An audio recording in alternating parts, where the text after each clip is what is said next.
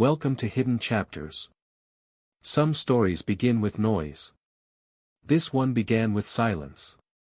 Let's begin. The paperwork said nothing was wrong. The supply route said otherwise. That's when I started asking questions. No one reported the kidnapping. That was the first thing that made it real. In the towns along the supply routes, disappearances usually arrive wrapped in noise, sirens, rumors, accusations. This one came with nothing. No alerts. No questions. Just a name that stopped being spoken. I heard it by accident.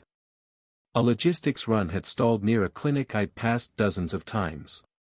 The building was open, lights on, staff moving with practiced efficiency, but something felt wrong. Too quiet. Too careful. Like everyone was stepping around an absence they didn't want to acknowledge. I asked the driver what happened. He shrugged.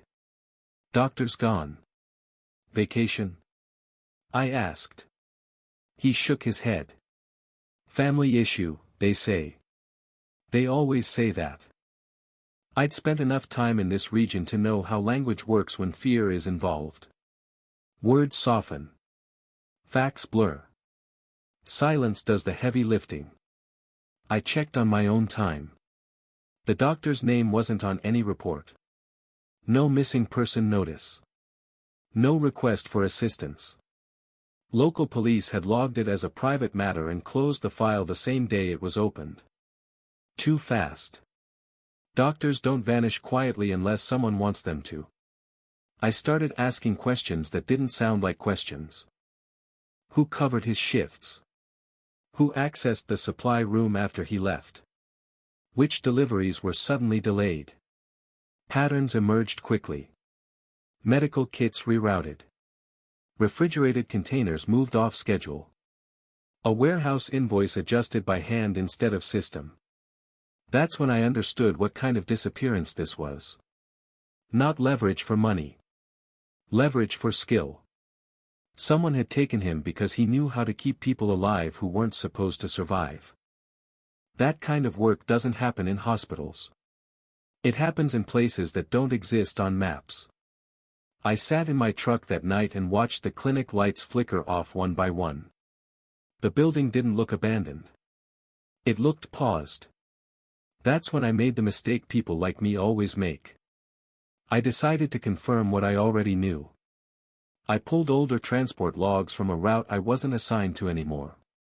Same trucks. Same drivers.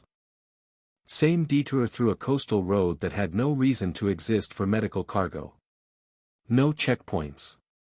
No cameras. No records that lasted longer than a day. Whoever planned this didn't want ransom. They wanted continuity. And the longer no one reported the kidnapping, the safer they felt. That was the second thing that made it real. Because silence like that isn't ignorance. It's permission. And I've never been very good at accepting that kind of permission. Logistics teaches you one thing very quickly. Nothing moves by accident. Every box, every pallet, every delay has a reason. Most of the time it's boring, paperwork, fuel, weather. But sometimes the reason is deliberate, and those are the ones that leave fingerprints. I didn't start with people. I started with roads. The coastal detour appeared twice in the last month, both times attached to medical cargo that shouldn't have needed rerouting. Refrigerated units. Controlled substances. Equipment that only matters if someone plans to use it immediately. I drove the route myself the next morning.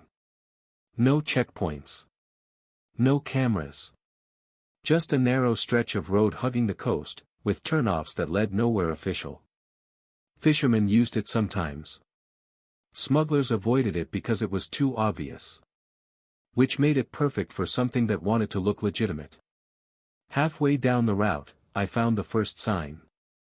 Fresh tire marks leading off the road toward an abandoned processing facility.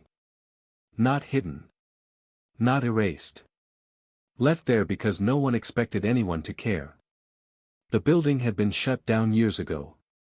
Paperwork said environmental issues. Reality said it had simply outlived its usefulness. I parked where I wouldn't be seen and walked the rest of the way. Inside, the air was wrong. Too clean for abandonment. Generators hummed somewhere below ground, their vibration traveling up through the concrete like a pulse. This wasn't a holding site. It was a workplace. I didn't go any farther. Curiosity gets people killed when it outruns preparation. Instead, I took note of what mattered: delivery schedules, fuel consumption, waste disposal.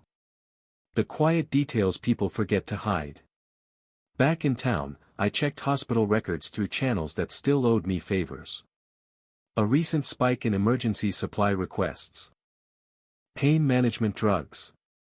Surgical equipment signed out without corresponding patient files. Someone was being treated off the books. Someone important enough to justify taking a doctor instead of risking mistakes. That narrowed it down. Cartel operations don't kidnap doctors for profit. They do it for continuity. When violence becomes infrastructure, medicine becomes logistics. The police station sat less than a kilometer from the clinic. I walked past it twice that day. No activity. No urgency. No posters. The disappearance had already been categorized as something inconvenient, not criminal. That told me the doctor was still alive. Dead men create paperwork. Living ones create silence. I sat in my truck that night and wrote everything down. Routes. Names. Times. Patterns. Not because I planned to turn it in. Because once you see the full shape of something like this, you don't get to unknow it. And because if I was right, the window was closing. Doctors can be replaced. Compliance can't. I looked back toward the coast, where the road disappeared into darkness. Whatever was happening out there wasn't meant to last long. Which meant the people running it would either move the doctor soon. Or decide they didn't need him anymore. And that was the moment I stopped observing. Because some logistics problems don't get solved with better planning. They get solved by interruption. I didn't go back to the facility right away. Places like that don't change quickly. People do. Instead, I watched the edges. Who came and went? What moved when it wasn't supposed to? Logistics is never about the center, it's about the pressure points around it. 2 nights later, a refrigerated truck made the same detour. Same driver. Same time window. Different cargo code. I followed at a distance, lights off, letting the coast do what it does best, hide movement in plain sight. The truck didn't hurry. It didn't need to. Confidence does that. It turned off the road at the same point I'd marked before and disappeared behind the processing facility's silhouette. I waited. Timing matters more than speed. After 20 minutes, another vehicle arrived. Unmarked. Civilian plates. Wrong suspension for personal use. The kind of car that pretends to belong everywhere and nowhere at the same time. That's when I knew the doctor was there. People don't bring medical supplies and unregistered vehicles to the same location unless someone is being kept alive for a reason. I moved closer on foot, staying downwind, letting the generators mask what little sound I made. A side door stood ajar, light spilling onto cracked concrete. Inside, I heard it. Instructions. Calm. Clinical. Spoken by someone who knew they were being listened to but had no choice. A voice you don't confuse with improvisation. The doctor. He wasn't pleading. He was working. That was the final confirmation. I pulled back before curiosity could turn into exposure. Knowing where someone is held isn't enough. You need to know how they're kept, and how easily they can be moved. Back in town, I checked fuel deliveries. The facility wasn't built to sustain long-term operation. Whoever was running it would need to relocate soon. That meant a window. Windows close fast when professionals are involved. I started preparing in ways that wouldn't attract attention. Borrowed gear. Vehicles that wouldn't be missed. Supply requests that looked like accounting errors. Not because I wanted a fight. Because if I moved, it had to end cleanly. No witnesses. No escalation. No trace that someone else had been there. I also checked something else. The doctor's family. They hadn't reported anything because they'd been told not to. A warning delivered quietly, without theatrics. The kind that works because it doesn't feel exaggerated. That told me everything I needed to know about the people behind this. They didn't rely on chaos. They relied on compliance. I sat in my truck that night and watched the facility lights glow against the coast. Somewhere inside, a man was doing exactly what he'd spent his life learning how to do, keeping people alive under pressure. And the longer he succeeded, the less value he'd have. That's the part no one likes to say out loud. I checked my watch and marked the time. Because the moment he stopped being useful, he'd stop being a problem. And I wasn't willing to let it reach that point. I didn't rush the next step. People think urgency means speed. It doesn't. It means precision. Moving too fast only tells the wrong people that something is about to happen. I spent the next day becoming invisible. Paperwork first. I adjusted delivery manifests in ways that looked like clerical fatigue, not intent. A box redirected here. A delay justified there. Nothing dramatic. Just enough friction to make schedules slide without raising questions. Then equipment. Not weapons. Not anything loud. Things that belong in logistics, crates, straps, refrigeration units, medical coolers. The kind of items no one looks twice at when they're moved with confidence. By nightfall, I had what I needed staged near the coast. The facility followed a rhythm. Generators surged at predictable intervals. Vehicles arrived in pairs, never alone. Shift changes happened just after midnight, when fatigue made people careless but not reckless. That was my window. I approached from the water this time, using a small craft that blended into the background of local traffic. No engine near the shore. Just tide and timing. The side door was still their weak point. Inside, the air was colder than it should have been. Too much power running for too few people. Medical equipment hummed behind walls that weren't designed to hold it. I didn't go straight in. Instead, I listened. Footsteps. Voices. Short exchanges that carried authority but not ownership. Whoever ran this place wasn't here. That meant decisions were being followed, not made. That's when I saw him. The doctor stood in a makeshift treatment area, hands steady, posture controlled. Two men watched him, not closely enough to interfere, not far enough to relax. He noticed me before I announced myself. Not because he saw me. Because the room changed. I caught his eye and shook my head slightly. Not yet. He understood immediately. That told me something important. This wasn't his first calculation. I waited until the next generator cycle, when the lights dipped just enough to create confusion without panic. Then I moved. One guard turned. I redirected him before he could speak.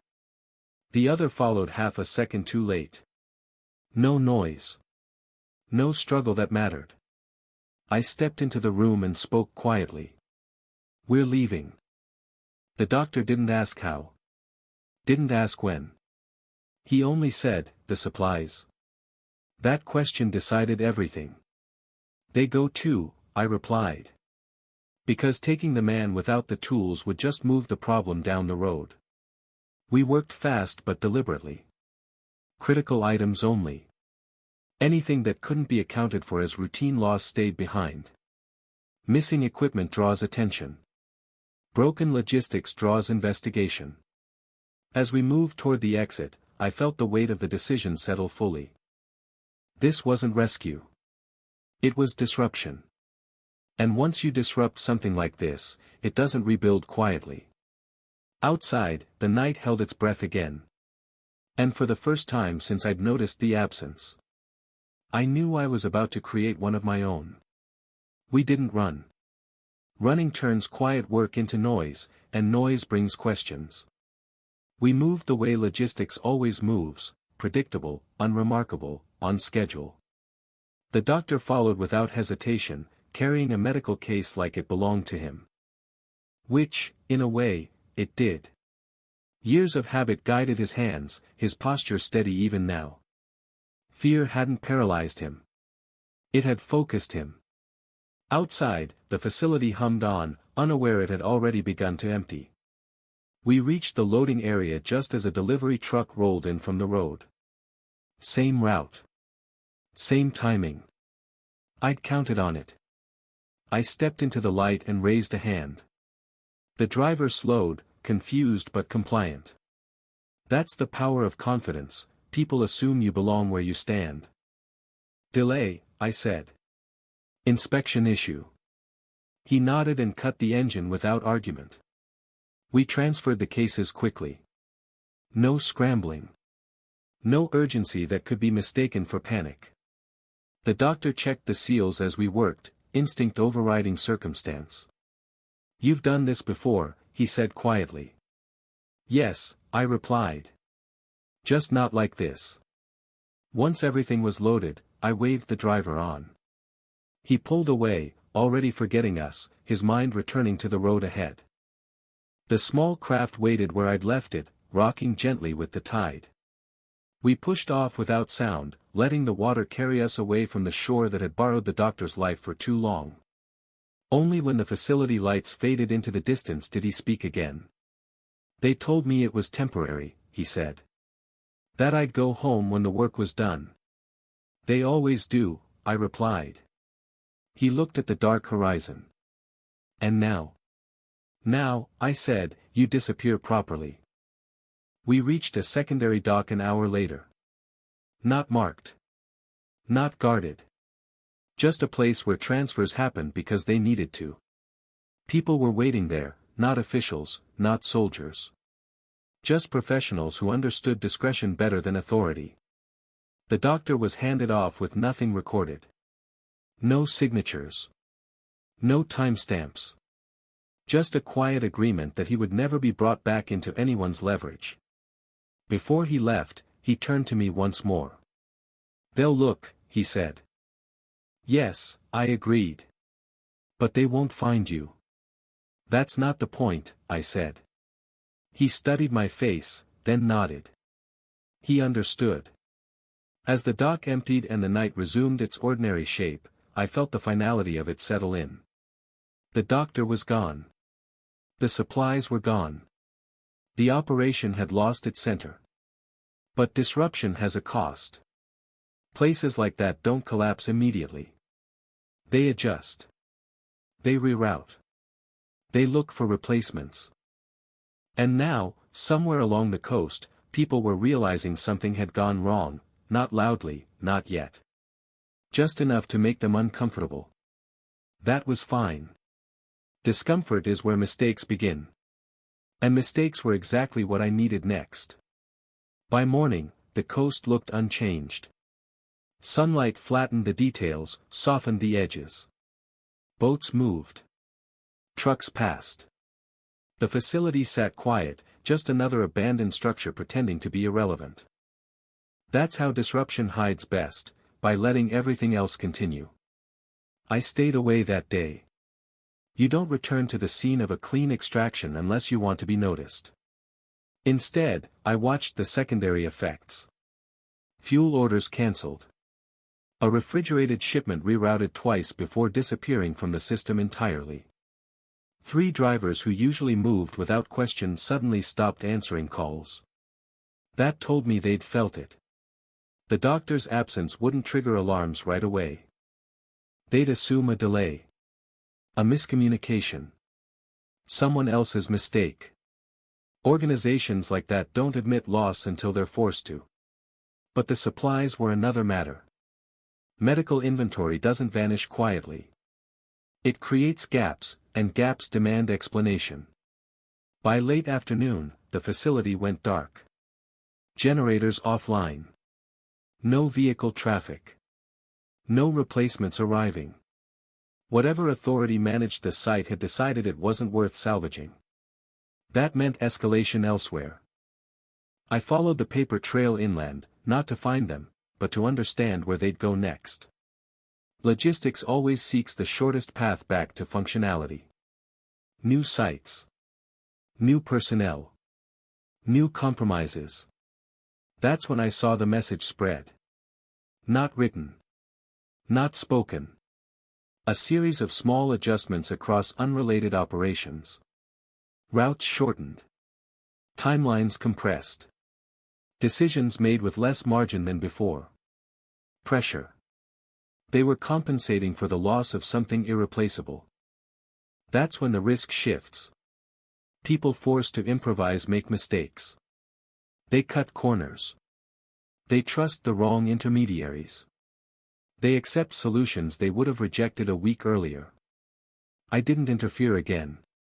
1 disruption is correction. 2 is pattern. Patterns get hunted. Instead, I made sure the doctor stayed gone. New location. New documentation. No ties back to the coast. His family was relocated quietly, their routines rewritten in ways that wouldn't feel like hiding, just distance. That was important. Survival isn't just physical. It's psychological. People need to believe the danger is finished, not paused. By nightfall, I heard the first rumor. A complaint. A disagreement. An argument between people who usually didn't argue. Nothing violent. Just tension where control used to be. That's the real aftermath. Not sirens. Not retaliation. Instability. I stood on a hill overlooking the coast one last time, watching the lights blink on as evening settled. Somewhere beyond them, a group was adjusting to a problem they couldn't openly acknowledge. They wouldn't come looking for me. They'd come looking for the next solution. And that was enough. Because once you remove the quiet expert from an operation like theirs, everything that follows gets louder. And louder draws attention. Which means the kidnapping that never made the news had finally started to matter. Just not in the way they expected. Pressure doesn't announce itself. It shows up in small changes, decisions made too quickly, shortcuts taken without discussion, people relying on assumptions instead of certainty. By the time anyone notices, it's already working against them. I saw it first in the routes. Shipments that used to move at night started rolling earlier. Convoys that once avoided populated areas now passed straight through them. The margins they'd relied on were gone, and they were compensating by pretending they never needed them. That's how control erodes. I kept my distance and watched the system strain. New names appeared in supply logs, temporary solutions, hired expertise that hadn't been tested. The kind of people you bring in when the real specialist disappears and you don't have time to replace him properly. Mistakes followed quickly. A refrigerated unit failed inspection because someone skipped a step. A driver took a wrong turn and didn't come back on schedule. Nothing dramatic, just enough friction to slow everything down. That friction creates conversations. And conversations create witnesses. I heard about the first argument near the coast 2 days later. Raised voices. A threat that didn't land the way it was supposed to. The kind of tension that makes people remember they're not as insulated as they thought. They weren't hunting me. They were arguing with each other. That was the unexpected turn. I'd assumed there would be retaliation, some attempt to reclaim balance by force. Instead, what followed was hesitation. Meetings postponed. Operations delayed. Everyone waiting for someone else to decide how serious the situation was. Leadership hates uncertainty. It exposes who's guessing. I stayed quiet, invisible, letting the pressure do what it does best. There's a point where systems under strain begin to solve problems for you, provided you don't interrupt them. By the end of the week, the facility near the coast was officially abandoned. Trucks stopped coming. Lights stayed off. The road reclaimed its old role as nothing more than scenery. And still, no one reported the kidnapping. Because acknowledging it would mean admitting vulnerability. I drove past the clinic again, slow this time. The lights were on. A temporary doctor covered shifts, doing what he could with what was left. It wasn't ideal, but it was enough. Enough is sometimes victory. I parked for a moment and watched people come and go. Life continuing the way it always does when danger recedes quietly. That's when I realized the job wasn't over, but it was complete. The doctor was safe. The supplies were returned. The operation that depended on silence had fractured under its own weight. All without a single report filed. That's the kind of outcome that never makes the news. No headlines. No closure. Just a subtle shift in how careful people become when they realize silence can work against them. And somewhere along the coast, someone was learning that lesson the hard way, without ever knowing who taught it to them. That was enough for me. Because justice off the books doesn't look like punishment. It looks like pressure. And pressure, applied quietly and at the right time, has a way of reshaping things long after you step away. Distance changes how you measure success. Up close, everything feels temporary. You're focused on timing, on movement, on making sure nothing unravels before it's finished. But once you step back, once the noise fades, you start to see what actually shifted. I left the region without announcement. No goodbyes. No final checks. Staying too long after something ends is how threads get pulled. I returned to work that looked exactly like the work I'd always done, logistics, schedules, routes that mattered to people who didn't know what had been removed from them. That was the point. The clinic adjusted. New supply chains settled into place.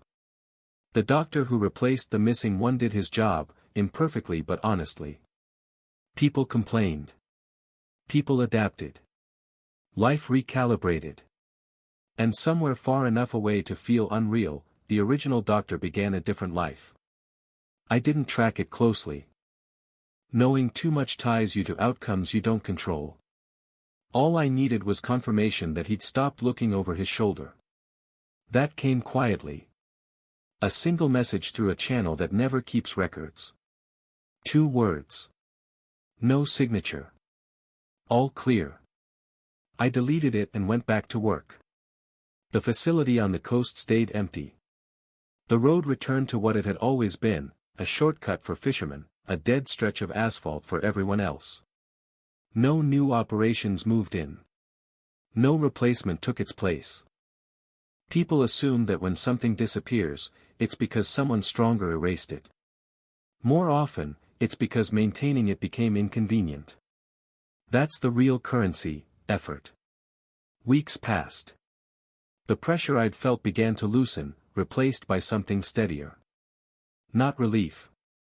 Not satisfaction. Acceptance. I thought about how close the whole thing had come to staying invisible forever. How easily I could have ignored the absence, trusted the explanation, driven past the clinic without asking why the lights felt wrong. Nothing would have happened to me. That's the dangerous part. Justice off the books doesn't announce itself with urgency. It waits for someone who's willing to notice what others accept as normal. I didn't feel like a hero. I didn't feel justified. I felt responsible. And responsibility doesn't fade when the situation does. As I moved farther away, geographically, mentally, I understood the unexpected truth of it all. The kidnapping hadn't been the story. The silence around it was. And once you learn how silence is used, you start hearing it everywhere. The world didn't reset after that. It never does.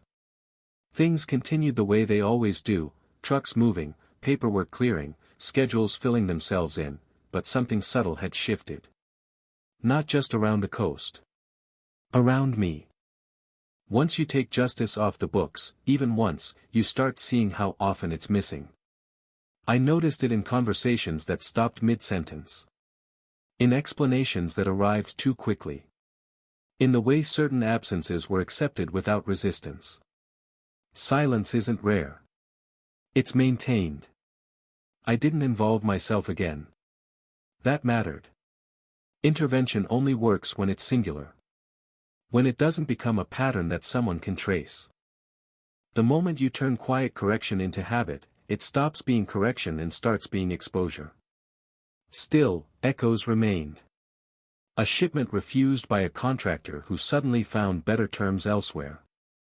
A facility denied access because someone decided the risk wasn't worth the return. Small denials, quietly delivered. Pressure, redistributed. I heard one last thing about the group that had taken the doctor. Not from anyone official. Not even as rumor. Just an absence where confidence used to be. They were still operating. But differently. More cautious. More fragmented. Less certain of who was watching and who was willing to act. That's the cost they don't calculate. I passed through the region once more months later. Not deliberately. Logistics has a way of circling back to places you thought you'd left behind. The clinic was busier than before. New staff. New equipment. Nothing remarkable. Just function. I stood across the street for a minute and watched people go in and out. No one recognized me. No one needed to. The doctor's name wasn't spoken. But his absence wasn't felt anymore. That's how you know something healed instead of breaking. As I drove away, I thought about how easily this could have gone another way. How close it had come to staying invisible, to becoming one more line item no one wanted to open. The system didn't correct itself. Someone had nudged it. That distinction matters. Justice off the books isn't clean. It doesn't come with confirmation or closure. It leaves you with questions you'll never be able to answer. But sometimes, it leaves something else behind. Balance. Not imposed. Not enforced. Restored just enough for people to stop disappearing quietly. I didn't expect thanks. I didn't want recognition. I wanted the story to end where it should have ended in the first place. Without another absence. And as long as the coast stayed quiet, the clinic stayed open, and the road remained just a road. That was enough. Because the best outcome in situations like that isn't resolution. It's when nothing else has to happen. I never wrote it down. No report. No summary. No version that could be copied or questioned later. Some things don't belong in systems designed to forget them. But I keep a ledger anyway. Not on paper. Not anywhere someone else could find. It's a mental record of moments when I noticed something that wasn't supposed to be noticed, and chose not to look away. This was one of those entries. The doctor stayed gone. The clinic stayed open. The coast stayed quiet. The road went back to being what it always pretended to be, unimportant. That's how I know it worked. People imagine justice as something loud. Arrests. Trials. Consequences you can point to. But that kind of justice requires permission, and permission is often the first thing that disappears. What happened here didn't need approval. It needed restraint. I didn't punish anyone. I didn't expose anything. I didn't make an example. I removed a dependency. And when that dependency vanished, the structure built around it couldn't hold its shape anymore. It bent. It fragmented. It chose easier paths. That's the kind of correction that lasts. I still think about how close it came to staying invisible. How easy it would have been to accept the explanation, to let silence do its job, to keep my distance and my comfort. Nothing would have happened to me. And that's the danger. The most effective systems aren't enforced by fear. They're enforced by convenience. By how easy it is to look away. Justice off the books doesn't feel heroic. It feels lonely. It leaves you with no one to confirm you did the right thing. You have to live with the outcome without applause or certainty. I'm fine with that. Because somewhere a doctor practices medicine without looking over his shoulder. Somewhere a family sleeps without waiting for footsteps. Somewhere a clinic keeps its lights on because nothing interrupted it again. And somewhere along the coast, a lesson remains unspoken. Silence isn't neutral. It's a tool. And like any tool, it can be used to hide harm, or to stop it. The difference is who notices it first. This story never made the news. It never will. But it's written where it matters. In the ledger of things that didn't happen. Because someone decided they shouldn't. That's the hidden chapter. And that's why I keep listening for silence. If this story made you pause, there are more like it on Hidden Chapters. You can like the video and subscribe if you want to hear the next chapter. And before you go, would you have noticed the silence?